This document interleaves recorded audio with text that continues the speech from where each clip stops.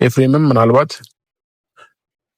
ሆይ ተብለ እዚህ ነገር ውስጥ እጄን አስገብተህ ከሆነ ወንድሜ ስለሆንክ ምንም ማልፈ ነገር የለም። እውነቱ እኮ መውጣቱ አይቀርም። እውነቱ ወጣ ቀን ግን እኔ እናንተ የመጨረሻችን ነው የሚሆነው። እንደዚህ አይነት ማድረግ እኮ የመጨረሻችን ነው የሚሆነው። በጸባይ ካሁኑኑ እየጠየቁ ነው። በቃ ሌላ ነገር እንዳይፈጠር በጸባይ ነው እያወራሁት ያለው። በትክክለኛ መንገድ ምላሽ እንድትሰጠኝ እየቀለድክብኝ እየሳቅብኝ በጣም ለመረጋጋትና ነገሮችን እንትን ለማለት እየሞከርኩ ነው ያለው። በማያገባኝ ነገር ጠርተህ እያናገርከኝ ነው። አያገባኝ ያገባሻል። አንድ ነገር ልንገርሽ። ምን አገባኝ? ልይዞች ብዙ ነገር ለማድረግ እንትን እያልሽ ነበረ። ሲቀጥል ብዙ ነገር እየፎከርሽም ነበረ በዛ ሳምንት ማለት ነው። ስለዚህ በግልጽ አማርኛ ነው የጠየቁት። ሰላም ውደኛ ፋሚሊዎች እንዴት ናችሁ? እኔ ደህና ነኝ እግዚአብሔር ይመስገን። ቤተሰቦቼ አንዳንድ ነገሮች ትንሽ እያስጨነቁኝ ስለሆነ በድጋሚ ወደ እናንተ መጥቻለሁ ቤተሰቦቼ። እና እንግዲህ ትናንትና ምንም ነገር ዳኒ ሊያወራኝ አልቻለም፣ ሊነግረኝም አልቻለም፣ ሊያሳወቀኝም አልቻለም። እና ያለኝ አማራጭ የግዴታ ሩታና ኤፍሬምን ማግኘት አለብኝ ብዬ አስቤያለሁኝ። ኤፍሬም ስደውልለት የሆነ በስልክ እንኳን ጥሩ መልስ እየሰጠኝ አይደለም፣ ጥሩ ንግግር እያወራኝ አይደለም። እና ያለኝ አማራጭ የግዴታ ሩታንም ኤፍሬምንም ማግኘትን ወስኛለሁኝ። ሁለታቸውንም አግኝቼ መጠየቅ ፈልጋለሁኝ። እና ምን እንደማድረግ ትንሽ ግራ ገባኝ ቤተሰቦቼ። በጣም በጭንቀት ለሞት ነው።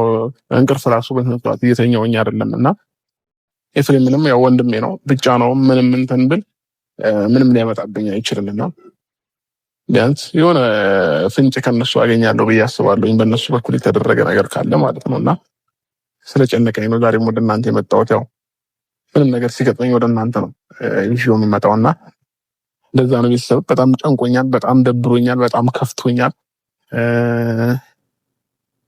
ምን እንደማደርግ ራሱ አላውቅም። በምን አይነት መንገድ ነገሮች ተፈተው እንትን እንደሚሉ አላውቅም ቤተሰብ።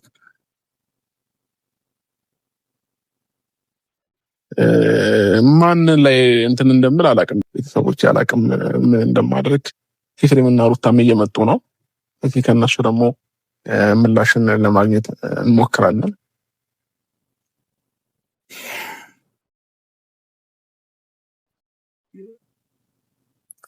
አይ ቲንክ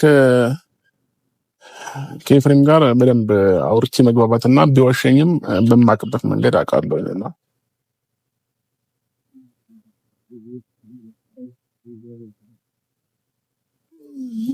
ለማናችሁ ኤፍሬምም ምናልባት ሆይ ተብለ እዚህ ነገር ውስጥ እጄን አስገብተህ ከሆነ ወንድሜ ስለሆንክ ምንም ማልፈ ነገር የለም። ያለውን ነገር በስነ ስርዓት እንድትነግረኝ እፈልጋለሁ። ትክክለኛው እውነት ንገረኛው። በስነ ስርዓት ያለው እውነት እኮ ነገረችው ሩታ። እኛ ምንም እናውቀው ነገር የለም። ከሁለታችሁ አንደበት መልስ እፈልጋለሁ። ገባሽ? በደንብ ታውቃላችሁ። በደንብ ታውቂያለሽ። በደንብ ታውቃለች። አላውቅም ሩታ፣ ሌላ ነገር ውስጥ ከምንገባ ግርግር ከሚፈጠር የትም ውስጥ እንግባ።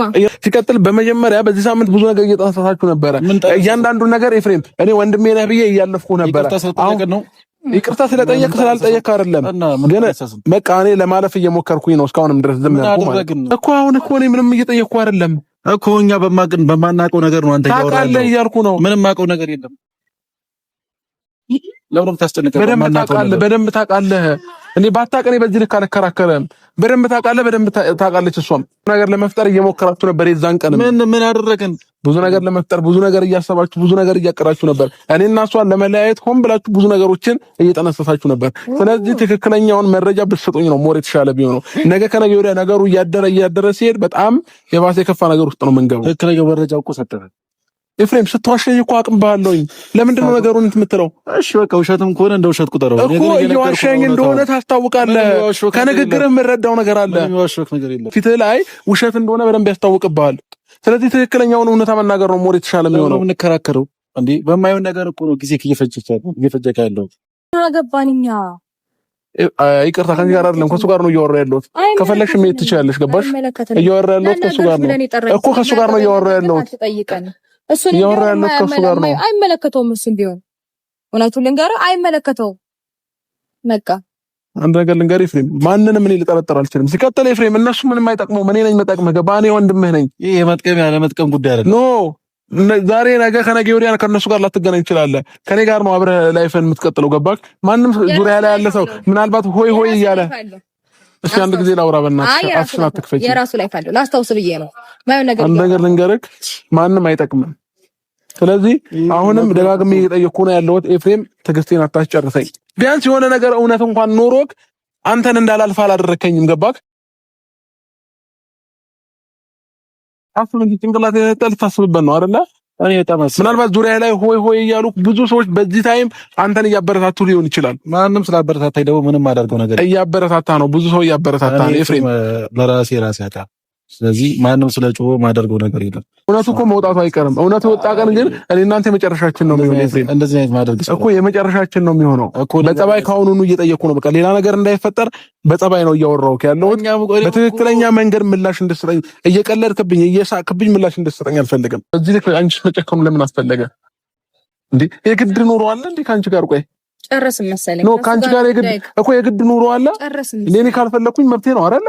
ጨረስን ካንተም ጋር ግዴታ ካንቺ ጋር ካልኖርኩኝ የኔን ላይፍ መበጥበጥ መቻል አለብሽ እንዴ? በግድ ነው። ድረሽብኝ አልደረስኩብኝ። ከዚህ በላይ ምን ትደርሽብኛለሽ? ሄደሽብኝ ያለሽ ነው እንዴ? ከዚህ በላይ ምን ትደርሽብኛለሽ? ሲቀጥል ደግሞ እውነት አንተ እውነት ካለ እውነት እናንተ ጋር ሀቅ ካለ በታሪክ ልትቀመጡ እንደማችሉ እንተዋወቃለን። እንዴት ነው ማንቀመጠው?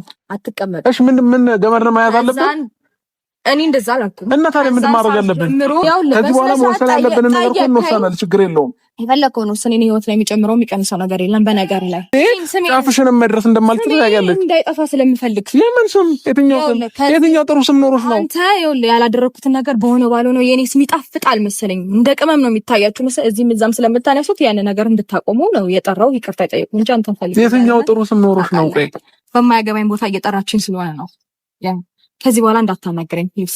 እንዴት ነው ማናገርሽ? በቃ ጨረስን። በደንብ ነው ማናገርሽ። ጉዳያችንን ጨረስን። የማያገባ የሚመለከተኝን ያልሆነ ነገር ጠየቀኝ፣ እኔ ምላሹን ሰጥቻለሁ። ከዚህ በላይ ምንም እንድጠይቀኝ አልፈልግም። እንደኛ እኮ ስታየን ሞኝ ነው እንዴ? ምን መስለሽ? እያንዳንዱ ነገርሽን እኮ በደንብ ነው የምናውቀው። ብልጥም ሁን እያንዳንዱ ነገር ልታውቃችልም በደንብ ነው የማውቀው። እንዴ አንቺን አጣሻለሁ እንዴ? አብሬሽ ኖር ያለው እኮ አንቺን አላጣሽም። ኮምፕሊትሊ በደንብ ታውቀኛለህ ማለት አይደል? በደንብ ነው የማውቀው። ክፋቱንም ሁሉ ነገርሽን በደንብ ነው የማውቀው። እሺ ከጨረስሽ ይዤልኝ። እሺ እኮ ሜት ትችያለሽ። አልፈልግሽም። ከእሱ ጋር ላውራ አልጠራሽም። እሺ ከእሱ ጋር ላውራበት እኮ ከእሱ ጋር ላውራበት። እኔ ማድረግ ያለብኝን መወሰን ያለብኝን ነገር በራሴ መንገድ ወስናለሁ እኮ ወስናለሁ። እንዴት እንደማደርግ ደግሞ አሳይሻለሁ። ገባሽ? ዝም ስላልኩሽ ነው፣ ስላከበርኩሽ የልጄ እናት ነሽ ብዬ ስላለፍኩሽ ነው አይደለ? በዚህ ልክ አናቴ ላይ ለመውጣት የሞከርሽው ችግር የለውም። በጣም ነው እንዴ እኮ ችግር የለውም አልኩሽ እኮ በቃ ሜት ትችያለሽ። ከይቅርታ ጋር ሂጂልኝ። ምንም እንድታወሪ አልፈቅድልሽም። በደንብ ነው እንጂ ማውራው ማን አንተ ብቻ እንድታወራ ፈቀደልክ? ሲጀምር ካንተ ጋር አወራው አላወራው ምን ይጨምርብኛል? ምን ይቀንስብኛል?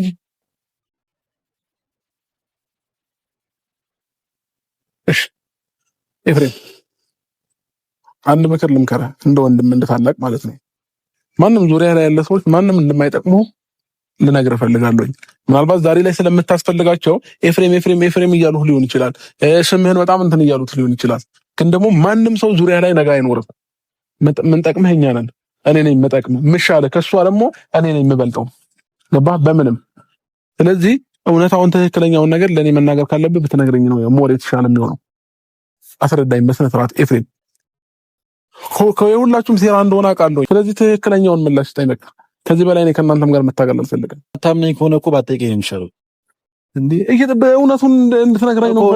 ሲቀጥል ደግሞ እየዋሸኝ እንደሆነ ያስታውቅብሃል ኤፍሬም። ለምን እንትን ነው የሚያስታውቀው? በደንብ ነው የሚያስታውቅብህ። እየዋሸኝ ነው። በቃ ትክክለኛ ውሸት እየዋሸኝ ነው ያለው። በቃ ውሸቱም ሊሆን ይችላል። የሚሻለው እኔ በማላውቀው ነገር ይሻላል ምናምን። ወይ እና አንተ ነገር እንደዚህ ይሻላል። እኔ ምንም የማውቀው ነገር የለም። እንዴ ምን ትችላለህ? ችግር የለውም። አመሰግናለሁ። እሺ ቤተሰቦቼ፣ ለማንኛውም ይቅርታ። በጣም ምንም ነገር ማመንም አልቻሉም መቀበልም አልቻሉም። ችግር የለውም። እኔ እንዴት እንደምላቸው ነው ያሳያቸዋለሁ። ችግር የለውም። እኔ እንደምጃ መራመድ አቅቶኝ አይደለም ነገሮችን ዝም ያልኩት ማለት ነው።